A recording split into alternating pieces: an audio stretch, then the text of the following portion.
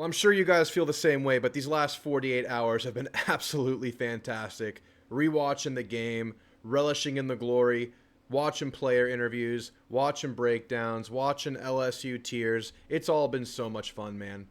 It's such a great turning point for the program. And of course, you've been on this upward climb since Notre Dame, but to get the big one done, the pivotal matchup of the season, late in the year, going into November with everything still alive, it's almost surreal. It's almost hard to comprehend because there have been so many times where we felt like there were chances to be in this moment just to fall short of it. Like it was dangling right in front of us several times. 2016 comes to mind. 2020, you kind of got it, and then you had the disappointment late with just the decision. You've had opportunities. You've had teams you felt like could be in this position. But to actually be here and know damn well and factually that you have everything to play for right now, it's a crazy feeling, and I really don't know how to handle myself besides just making more Aggie content and talking about this team because there's just so much good going on right now, so many players emerging, so many players developing, so much improvement going on week to week, and that culminated in this game versus LSU, and it wasn't pretty for a half. It wasn't going your way for a half, but you kept chipping away. You kept fighting. We talked about all that. We talked about how the game ebbed and flowed in my last video. We talked about the feel of the game. But today I want to talk about some players. I want to talk about some players who are trending up on the season, kind of as a whole, but really bring it into the now, especially on defense, man. You have some dudes stepping up in big ways. And offensively, we have a big question. And I want to ask you guys this. Who's the Texas A&M quarterback? And you've heard me talk about it. I've said it a couple times. I think it's Marcel Reed. That's my most simple answer.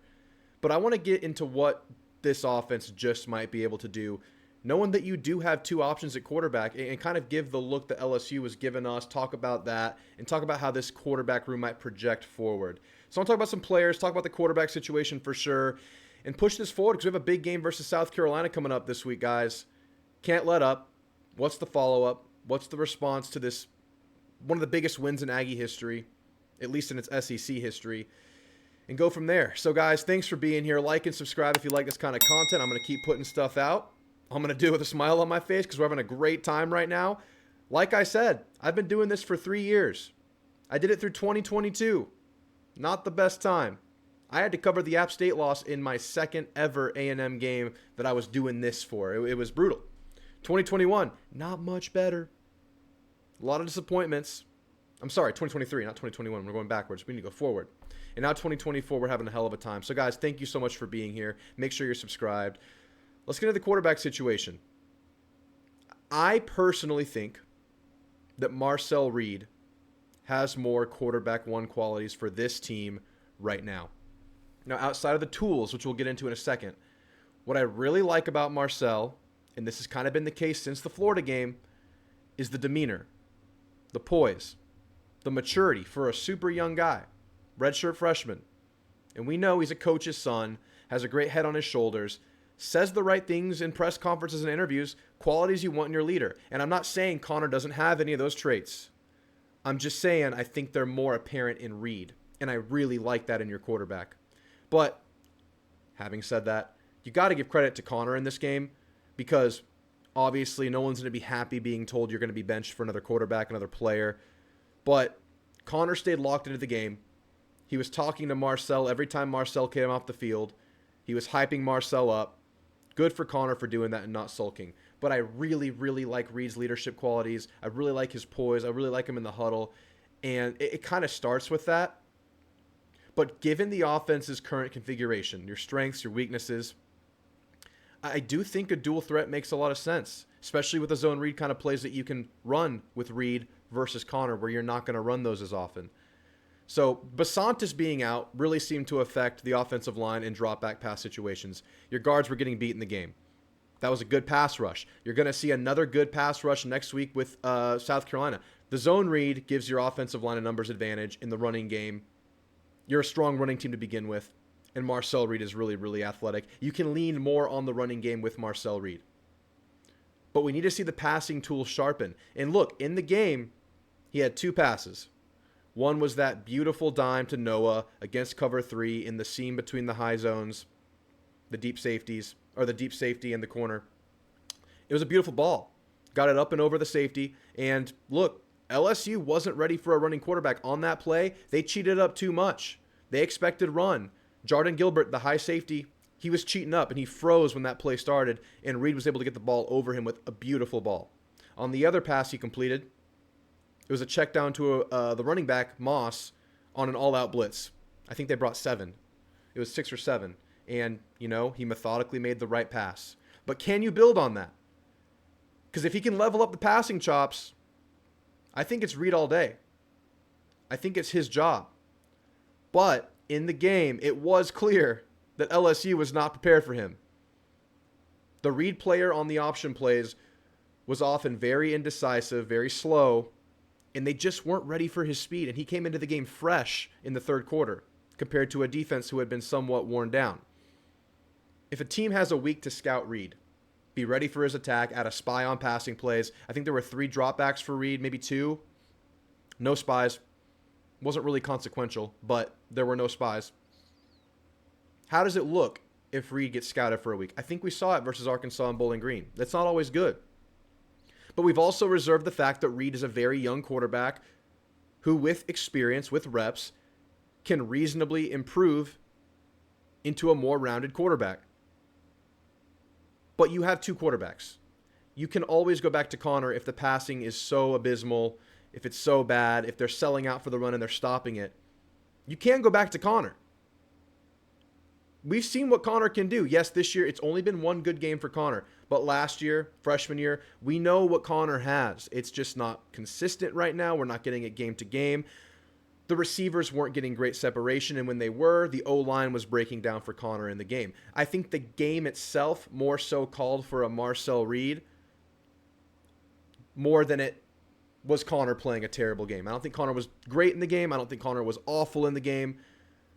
But it wasn't a Connor Wigman-friendly game given what the O-line was giving, given what the receivers were doing. And yes, there were open receivers at times, and you can see that with the skyline view in the game. But on those plays, Connor had guys in his face, and he had to go for the check down, the easier passes, because he didn't have time to wind up those deep balls. He had a couple of guys deep on some of the plays where he had guys screaming in his face, and he couldn't make those balls. I see people talking about that and asking about that. It just wasn't a good game for Connor to be himself in, and he wasn't able to elevate and overcome what was happening by himself. And Reed was because of the look. And Reed is also a gamer. Reed is also a really, really good runner. But if it's just me, and I'm making the decision, and what do I know? I'm here just rambling about the situation. I'm glad I'm not the one whose job it is to make this call. I'm going with Reed, and I'm banking on even a marginal improvement in the passing chops. I mean, if he can hit a few balls a game like he did in this one, just to throw the defense off when they're cheating up, when they're selling out for the run, keep it a threat, that might be good enough because you have 2 damn good running backs next to him that are going to run the ball really hard and well and with great patience and vision now, but they're also going to block. You have the tools, man. If Reed can pass, if Reed can get consistent passing going, I think all the upside is on Reed's side of things. I really do. I want to hear from you guys. I like Reed. I think we've got a big enough sample size this year from both where I would lean Reed. But you reserve the right to go back because I think they can both get it done given the right situation. And nobody likes a 2-quarterback situation. But it's been an advantage for A&M thus far. It was an advantage versus Missouri. They prepared for Reed all week. It was Connor. They were spying Connor Wigman. They were not supposed to spy Connor Wigman. They were ready for Reed, and he threw out Connor, and Connor chopped him up. This week, it was Connor. They prepared for Connor. They defended him well. They threw Reed in, had no answer. So maybe if you remain indecisive about the situation, that can play to your advantage. But I think it's Reed.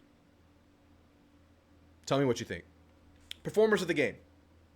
Defensively. Players on the rise. You gave up 400 passing yards in the game. Not great when you're just looking at that number, but you gave up like 30 rushing yards. A huge chunk of that 400 was on that busted slant tackling angle by Dalton Brooks. Railed off like a 70-yard touchdown. You had that desperation ball that Nuss threw up under pressure where Lacey was double covered on a go route. He threw the ball short and Lacey put on the brakes and came back and got the ball. That's like 100 of your yards right there. Outside of that, 300 yards. Look, you can't play that game. I'm just saying that's an offense that can make stuff happen in the passing game. They have the receivers. They have the arm strength in the quarterback. He's a gunslinger. He'll make shit happen. But you made them so one-dimensional. And while they did move the ball on several drives throughout the game, you forced them into long field goals. You stiffened up in the red zone. I think you have corners and DBs that are really coming on at the right time, and I want to talk about two of them right now. First and foremost, we have to talk about BJ Mays, man. Obviously, player of the game. It might be the single biggest development on the team overall, offense, defense, special teams, everything. He was targeted 6 times for only 2 completions, obviously 2 interceptions as well. In nickel, I mean, everyone was talking about how it's such a big weakness after Tyreek Chappelle went down. Jaden Hill, transition's not going super smoothly, getting burned a few times, pretty good in the running game, but just getting burned. And after the biggest test of the year, the best offense you've faced thus far, it seems like nickel is transforming from a big question mark, a big weakness, to a resounding strength of the team if BJ Mays can keep this up. The kid has never played nickel. This is a true corner. You moved him. And this is a game where you started him for the first time at nickel. And he was a weapon. Really, really, really good. On top of the 2 interceptions, only 2 completions. I mean, what a development for this team. And I'll also add that in a backup role, Jaden Hill was solid. Good tackling, good pursuit, physical. It was good. But BJ Mays is the man. He's the game ball. I know Reed gets the headlines. BJ Mays changed this game. Just great defense. Des Ricks is also coming on. There were completions on Des Ricks in the game, but there were also some critical moments where Nuss tried some one-on-ones with a quality receiver group where Des Ricks won his matchup all over receivers. Will Lee handing the blanket over for Des Ricks at moments in the game. It's a freshman age player. Remember, he classified early. He redshirted at Bama. He transferred here. That's a lot of hoops to go through. And he was the most targeted DB in the game. 10 targets on Des Ricks. They were trying to pass to his guy. Gave up 6 receptions, but 60% completion rate is under their average. He's going to take some lumps because he's still such a young guy, but you can see tremendous upside just with his sheer coverage ability, man. I think he's going to keep getting better. He's played himself into a down-to-down role where he's playing most of the game now. And I think Des Ricks and BJ Mays are really just galvanizing this whole defense because maybe you thought you had some holes in the secondary. I think those holes are shrinking by the week, man. I really do. Bryce Anderson had a huge bounce-back game, too. He's had a surprising tackling issue all year. And at times he's been nicked up, but really, I just think the transition back to safety wasn't going as smoothly as we thought it would. But in this game, 0 missed tackles. He was decisive. He was in the right place. And this was a night where Brooks and Ratcliffe didn't necessarily play their best games. I thought Bryce Anderson had his best game of the year. He's a veteran leader on the team. And it would be so huge if this can be the Bryce Anderson we get for the rest of the year. 4 viable safeties, man. They mix them up. They play different combinations. They can do a lot of things with this group. And it's getting even better because I still think Dalton Brooks is a superstar in the making. Had a couple missed tackles in the game. We haven't seen that from him all year. Reason to believe he'll bounce back from that. Same with Marcus Radcliffe, out of position at times in the game. I think we've seen it from those guys. You still have Trey Jones playing quality backup reps. And now if Bryce can be that third strength in the room consistently, it's absolutely huge. Torrin York. After starting the season a little bit slow, and look, there have been some complaints about Torian. There have been some words about Torian. I think he just had his best game as an Aggie of his short college career. Continues to lead the team in tackles and on the field. What a leader. I mean, in the second half, you can see Torian York listening to the quarterback and center yelling out protections. You can see him running up to the line and listening and then relaying a response in defensive assignment to the front 7. I mean, he's getting players in position. He's calling plays. He's calling the audibles. He's doing everything, man. Had a tackle for loss. Led the team in tackles again. I think it's like 4 games. Maybe he might have led the tackles in, if there have been 8 games on the year, probably 5 or 6 of the games. definitely the last 3 consecutively. And he got the game-sealing pick after getting blasted by Nuss. Nuss ran for a first down on the play before he had the game-sealing pick. He got the tackle, but he took a lick from Nuss. Nuss, a pretty big quarterback, and he was shaken up. You could see him like get up and have to gather himself after that hit. He has the wherewithal on the next play to show pressure, drop back into coverage, hide behind the scrum at the line of scrimmage behind the big bodies. Maybe it pays to be smaller at times. And he baited the quarterback into throwing the check down to the running back. Quarterback had no idea Torian had dropped into coverage because he's a slider guy hiding behind those big bodies. Torian slides right in front of that ball. Game over. Man, Tori Nork is so important to this team right now. Another player like Anderson, like the nickel, that was once, maybe a little bit disappointing, but is now becoming a strength on the team. And I think Torian is absolutely a strength of this team. And I think he always has been in the leadership department. But as far as the decisiveness, the tackling, being in the right place at the right time, stuff we saw from him all year last year that we didn't quite see early in the year this year, it's all there for Torian now, man. He's becoming a star before our eyes. We knew he had it in him, and he's doing the damn thing. A couple of quick shout-outs. Cassius Howell had his hands full, often matching up with Will Campbell. Will Campbell, maybe the best tackle I've seen definitely all year, the last few years. Just a really good, strong, textbook, sound offensive lineman. Had his hands full going up against him a lot in the game, playing true edge against the left tackle. But I loved his hustle in the game. On the first B.J. Mays interception, he was blocked up, and Rodas Johnson and Scorton flushed Nuss out of the pocket. Howell stayed in that play. He was screaming at Nuss after he had rolled out and cleared himself of that initial pressure, and he put Nuss on the clock to make a play because he was sprinting all out to Nuss on this play. Nuss ends up throwing the pick. Maybe he has time to find another receiver. Maybe he has time to scramble if Howell's not screaming at him on that play. And of course, we're dropping him out in coverage a little bit more than he probably ever has in his career. He was part of that huge pass breakup to Mason Taylor, a really sure-handed tight end, one of the best in the country. Maybe he wasn't the guy who actually hit the ball first, but he was all over Mason Taylor and didn't allow him to come down with the ball after hitting the ground. In position to make that play. Cassius Howell's getting things done. What a weapon off the bench, man. Not even a starter. Scooby Williams had a critical pass breakup on a monster, legal big hit on a third down to force a field goal where they bobbled the snap. Shout out 12th man. Can't hear shit. You can't hear anything if you're on offense.